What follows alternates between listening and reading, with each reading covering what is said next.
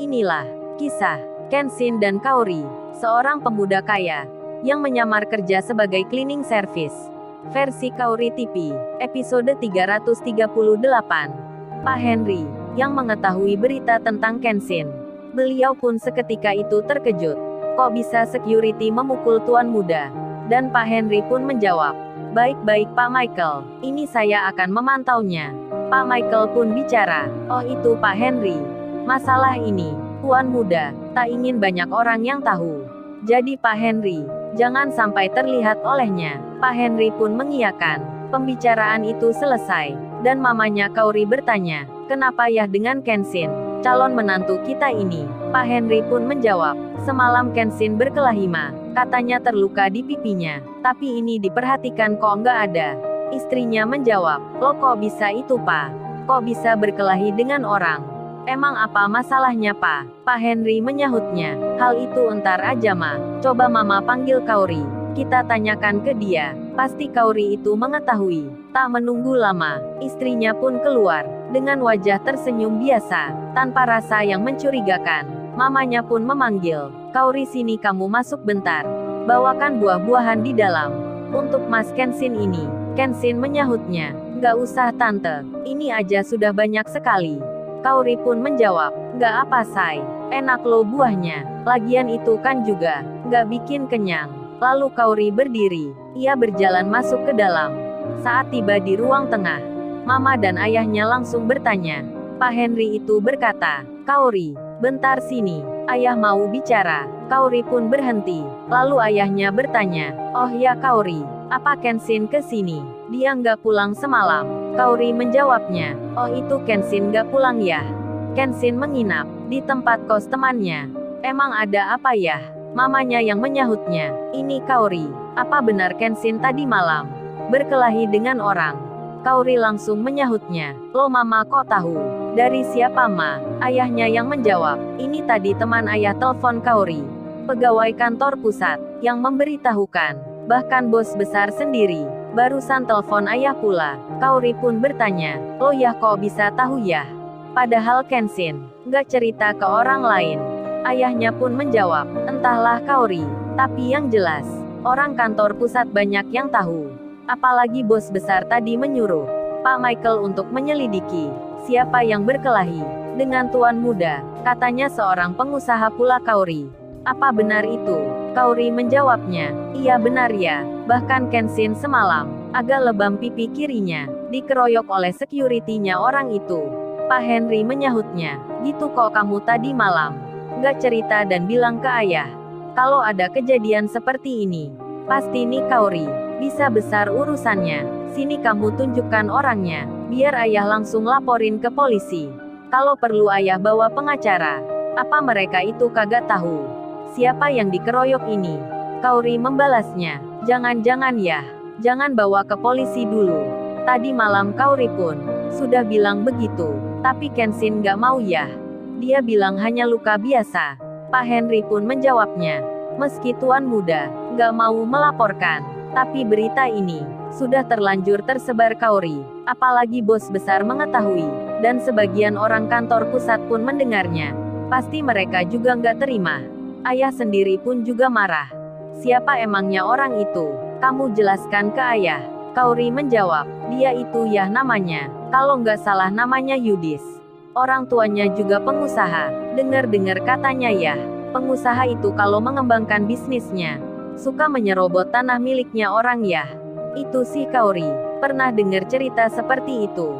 Ayahnya pun menjawabnya, "Baiklah Kaori, hal itu entar aja, kalau Pak Michael sudah dapat pastinya. Tapi sekarang kamu cepat temui tuan muda. Jangan bilang ayah bertanya mengenai masalah ini." Mamanya Kaori, yang dari tadi menyimaknya, beliau pun bilang ke Kaori, "Kaori kamu sudah bertanya ke Kenshin. Apa nggak baiknya periksa di dokter untuk minta obat? Khawatir entar sakit lagi." Kaori menjawabnya, "Itu sudah Kaori bilang tapi Kenshin nggak mau. Katanya cuman luka ringan. Sekarang dia pun juga nggak sakit kok Mama lihat aja itu, kan Kenshin bisa makan." Mamanya pun mengerti. Beliau lalu bicara, "Kalau gitu, kamu cepat ke sana Kaori. Entar Kenshin curiga. Menunggu kamu kok lama. Dan Kaori keluar lagi. Untuk menemui Kenshin. Di lain tempat. Di saat bersamaan. Yudis bicara dengan Renaldi. Temannya yang juga pengusaha. Renaldi itu berkata, ini Yud gua udah hubungi orangnya. Jago pukul semua. Mereka sudah terlatih. Dan biasa menjadi pengawal orang. Yudis pun menjawabnya, ya bagus kalau gitu. Entar gua tinggal tunjukkan saja tempat eksekusinya. Gua cari informasi dulu, di mana biasanya dia berada, waktu dan tempatnya. Tapi sekarang kita senang-senang dulu. Sambil menikmati hari pertama, pembukaan restoran gua, ketika itu terlihat di luar parkiran. Tamu-tamu yang mulai datang. Security yang kemarin pun, yang ikut memukul Kenshin, nampak pula masih di situ. Kemudian di saat ini, bos besar yang di tempat duduknya, beliau memanggil penjaga rumah. Bos besar memerintahkan pada kedua orang penjaga itu, agar hari ini, secara diam-diam, menjadi pengawal Kenshin. Mereka langsung mengiyakan, apalagi bos besar bercerita, akan hal yang baru terjadi. Kenshin dikeroyok 3 orang. Tak menunggu lama, mereka pun segera berangkat, melaksanakan perintah itu. Iwan, yang bicara dengan Ririn. Setelah menjelaskan semuanya, kejadian tentang Kenshin, si Iwan pun kini akan mampir ke restoran. Seperti yang direncana, Iwan bertanya, apa Mbak Ririn gak merasa lelah? Sehabis belajar mengemudi, kalau Mbak Ririn capek, baiknya Mbak Ririn saya antar pulang. Ririn menjawabnya, oh itu, aku gak capek kok Mas Iwan. Gak apa langsung aja, kita makan di sana. Mendengar hal itu, Iwan pun mengiyakan. Dengan mobil baru, Iwan pun melaju ke tempat alamat restoran itu. Kenshin sendiri, yang kini bersama Kaori. Kemudian ia bilang, Kaori tadi Iwan bicara. Katanya kalau bisa, kita ke restoran juga. Dia minta ditemani, karena merasa tak percaya diri. Kaori pun bertanya, kok nggak percaya diri gitu?